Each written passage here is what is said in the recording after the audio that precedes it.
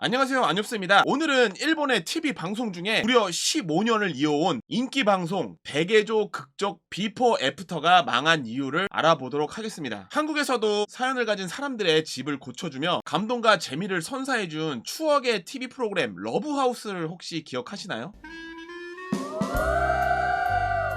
다른 친구들의 집처럼 행복한 주방 겸 거실이 되었습니다.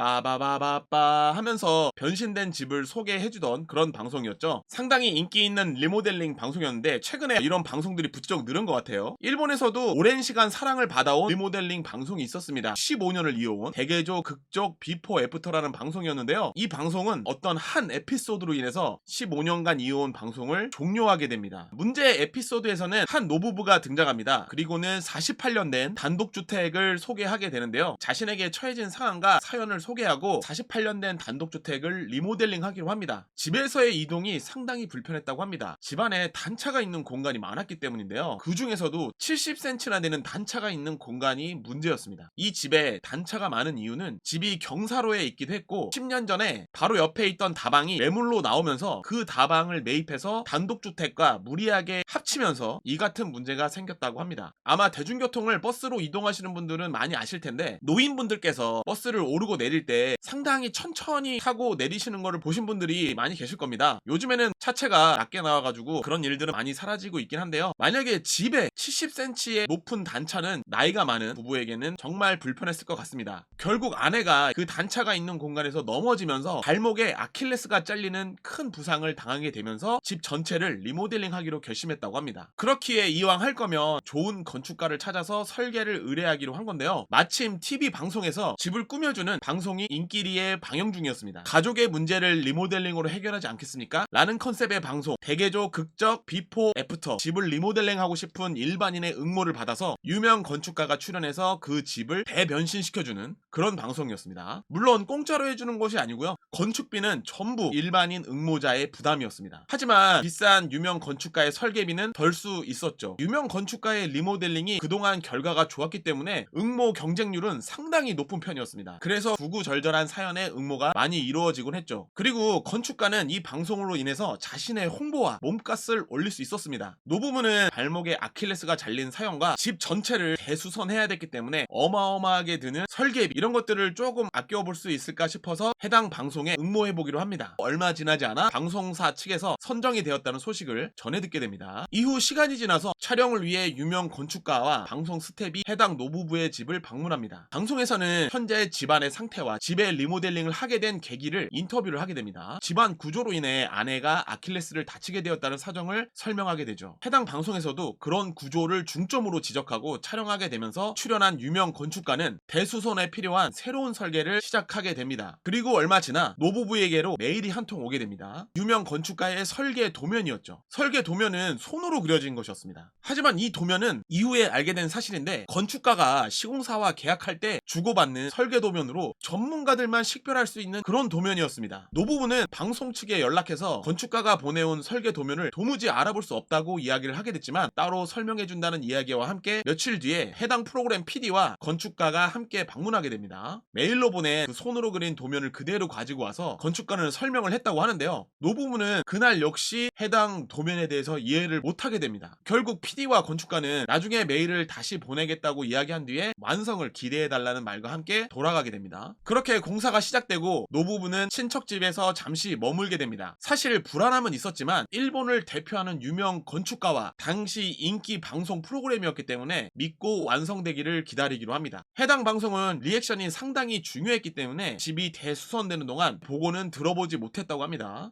그리고 수개월 뒤 집이 완성되었다는 소식을 듣고 집을 방문하게 됩니다. 우선 외관부터 모든 것이 바뀌었습니다. 차가운 이미지의 이전 모습과는 달리 따뜻한 느낌의 외관의 모습, 이때까지만 해도 너무 만족스러웠다고 합니다. 스텝이 현관을 열라고 지시하고 노부부는 현관문을 열게 되는데 이전에는 크게 있었던 넓은 현관이 반 이상으로 좁아진 모습에 놀랄 수밖에 없었습니다. 그리고 리모델링 목적이었던 단차가 있는 곳, 노부부는 바로 그곳을 먼저 향하게 됩니다. 하지만 그곳은 왜인지 단차가 없어진 게 아니라 오히려 단차가 늘어나 있는 모습으로 리모델링이 되어 있었습니다. 아니 이 단차를 없애달라고 주문했는데 오히려 늘리면 어떻게 합니까? 노부부는 이렇게 화를 내게 됩니다. 그도 그럴 게 이 노부부가 해당 집을 리모델링하는 비용이 무려 2,100만엔이었기 때문입니다. 하나로 약 2억 원을 들여서 단차가 없는 주택을 부탁을 했는데 오히려 단차가 늘어나 버리는 그런 설계가 되어 있으니 화가 날 수밖에 없었던 겁니다. 심지어 게스트와 함께 집을 둘러보는 MC 역시 이건 아니다라고 이야기할 정도였죠. 방송을 진행한 MC는 건축 전문가였습니다. 단차는 늘고 집도 좁아지고 단열 공사도 제대로 이루어지지 않아 집은 이전에 비해 추웠습니다. 건축 전문가인 제3자에게 방송으로 대수선된 집을 따로 평가받게 됩니다. 2억 원을 들여서 리모델링한 집은 이 전 집에 비해 품질이 저하되었다는 보고서를 받게 됩니다. 기초, 내벽, 단열, 방화 등 모든 곳에서 하자가 발견된 것이죠. 그렇게 노부부는 이 TV 방송을 방영한 테레비 아사히에게 방송에 문제가 있었다고 항의를 하게 되지만 반응은 상당히 미온적이었고 부부는 테레비 아사히를 고소하게 됩니다. 이 사실이 알려지면서 시청자들에게도 많은 비판이 이어졌고 방송사 측은 해당 회차를 다시 보기 서비스에서 삭제하게 됩니다. 이 에피소드 이후에 같은 방송에서 다른 일반인 출연자가 2,900만엔을 들여서 공사를 진행했는데 해당 방송 촬영이 끝나고 추가 비용을 요구한 것에 대해서 고소가 이어지면서 결국 대개조 극적 비포 애프터는 매주 방송되는 정규 방송을 중단하게 됩니다. 그리고 향후 특집 방송으로만 방영이 된다고 발표하게 되죠. 단발 형태로 방송이 진행되는 것을 보면 이전에 있던 그 소송이 어느 정도 해결이 된 것으로 보여집니다. 원래 집을 짓거나 수선하는 게 중간 과정을 확인하는 게 상당히 중요하잖아요. 그런데 그런 중간 과정을 확인 없이 그냥 리액션만을 위해서 건축가와 방송사가 마음대로 짓는 거니까 이런 문제가 발생한 것 같습니다. 한국에서도 이렇게 일반인들이 출연해서 기획된 방송 프로그램들이 부쩍 많아졌는데요. 큰 논란 없이 방송이 잘 됐으면 좋겠네요. 네, 오늘은 일본의 인기 방송 대개조 비포 애프터가 왜 망했는지 한번 살펴봤습니다. 다음에도 건축물에 담긴 다양한 이야기로 찾아뵙도록 하겠습니다. 다음 영상에서 뵙겠습니다. 감사합니다.